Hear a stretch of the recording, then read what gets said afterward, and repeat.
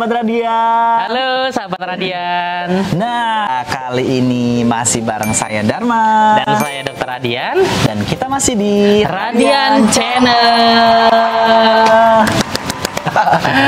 Nah, sebelum semuanya dimulai, kita mau ucapin terima kasih dulu buat teman-teman sahabat Radian yang sudah subscribe, likes, dan share, kemudian komen di bawah ini ya. Terima kasih banyak. Dan jangan lupa buat teman-teman juga bunyikan loncengnya. Ding ding ding ding. Nah, kali ini kita mau bahas seekor ular tadi ya dok ya, yang dibawa sama ownernya yaitu Dr. Wilson. Dr. Wilson ini mempunyai seekor ular, salah satu ularnya ya, yang sudah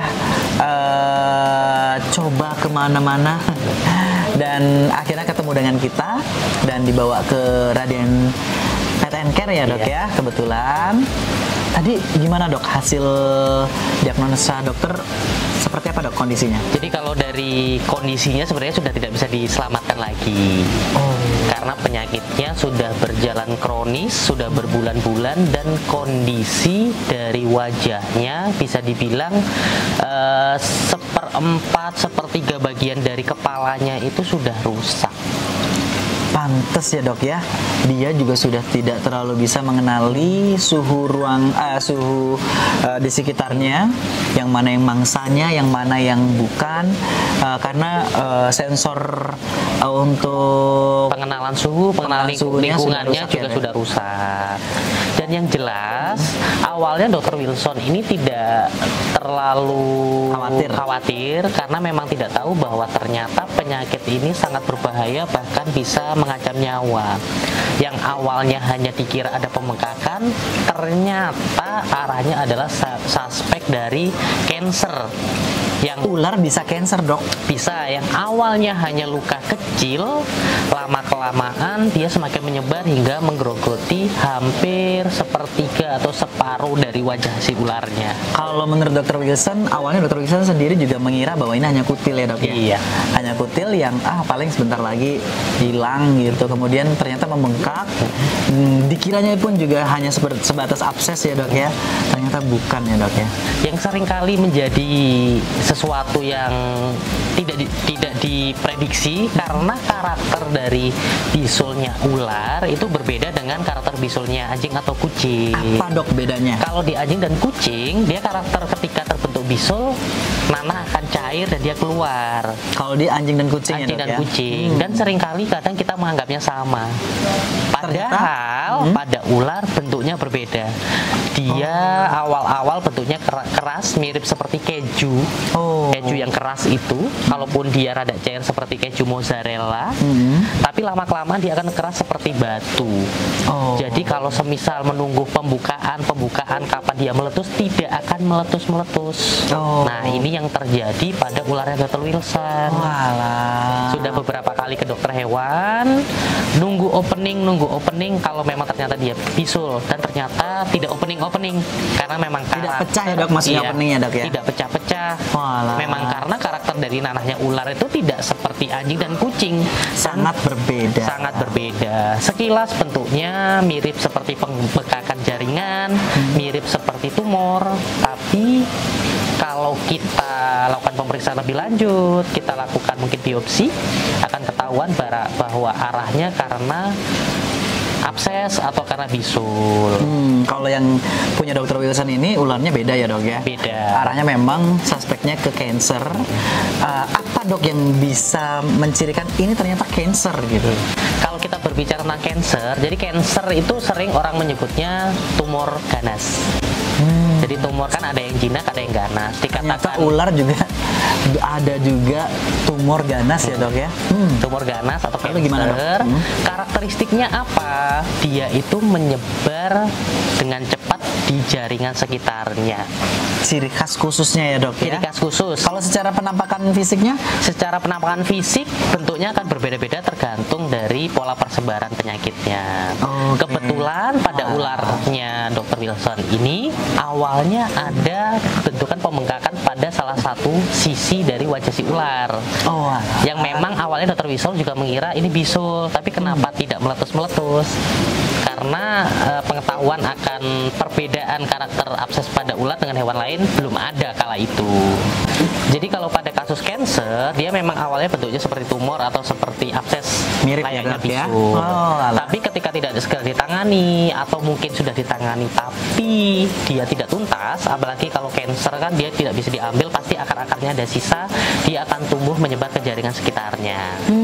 Nah, pada ular ini awalnya juga sama, dia yang terbentuk adalah bentukan bisul atau dikira seperti jerawat. Tapi lama-kelamaan dia menyebar, jaringan di sekitarnya, pipi-pipinya, makin bibir-bibirnya rusak ya, pada Dok, ya? bengkak. Terus warnanya juga berubah menjadi kehitaman, nafsu makan perlahan juga menghilang. Oke dok, kalau sudah sampai yang seperti itu, apa yang harus dilakukan dok? Kalau sudah kondisi seperti ini, bisa dibilang sih kemungkinan tidak tertolongnya tinggi. Namun jika terdeteksinya secara dini, kita bisa melakukan kemoterapi. Ular juga ada kemoterapi dok? Ada, sama seperti manusia juga. Ketika ada cancer, kemoterapi merupakan salah satu alternatif untuk terapi kasus ini. Kalau yang kemarin kita sering dapatin kan kucing di kemoterapi, anjing di kemoterapi, ternyata ular juga bisa ya dok? Bisa. Dan yang bisa dijadikan kewaspadaan bagi yang pemilik ular, hal apa saja sih yang biasanya memicu cancer ini? Apa dok? Jadi ada beberapa penyakit yang sifatnya dia infeksius dan juga non infeksius. Untuk penyakit-penyakit non infeksius yang sering menyerang awalnya karena makanan si ular yang melukai mulut ularnya sendiri. Contoh, dikasih tikus, tapi ternyata si ular malah digigit tikus. bener, awalnya luka biasa mungkin tidak tertangani dengan baik, jaringannya rusak, lama-lama tumbuh tumor hingga terjadi cancer. Memang ya dok ya, kita memang harus memperhatikan hewan peliharaan kita sejak dini. Ada perbedaan sedikit aja, kita harus tahu, harus kita tanganin. Ada perbedaan sedikit aja, harus cepat kita ambil tindakan ya dok. Bener banget, jangan sepelekan adanya abnormalitas Walaupun sekecil apapun ya dok ya. Bener banget. Tidak nafsu makan tiba-tiba, tiba-tiba murung, tiba-tiba ada luka, tiba-tiba ada apa, tiba-tiba tidak punya uang. Dan yang kedua adalah faktor infeksius. Oh baik. Bisa karena infeksi bakteri, bisa juga karena virus. Oh alah. Oke dokter, banyak banget ya dok ya kita belajar malam ini ya. Sahabat Radian, kalau teman-teman pengen terus belajar dari kita, jangan lupa bunyikan loncengnya biar nggak ketinggalan. Bunyinya ting ting ting ting. Nah, kalau teman-teman ada pertanyaan ya, atau ada saran untuk apa yang harus dibahas lagi di next video, bisa komen di bawah ini. Dan terima kasih juga buat yang sudah subscribe dan like, dan please share yang banyak ya. Nah, dokter, andai kata terakhir nih dok, untuk kalau kita ketemu ternyata ularnya sudah cancer, kemudian sudah tidak, menurut dokter sudah susah untuk diselamatkan dan lain, apa dok yang bisa kita lakukan untuk membahagiakan di akhir hidupnya dok? Yang harus kita lakukan yang jelas, kita harus memberikan kasih sayang kepada mereka. Hewan meskipun tidak bisa mengerti bahasa kita, tapi mereka bisa merasakan Kasih sayang yang kita berikan kepada mereka.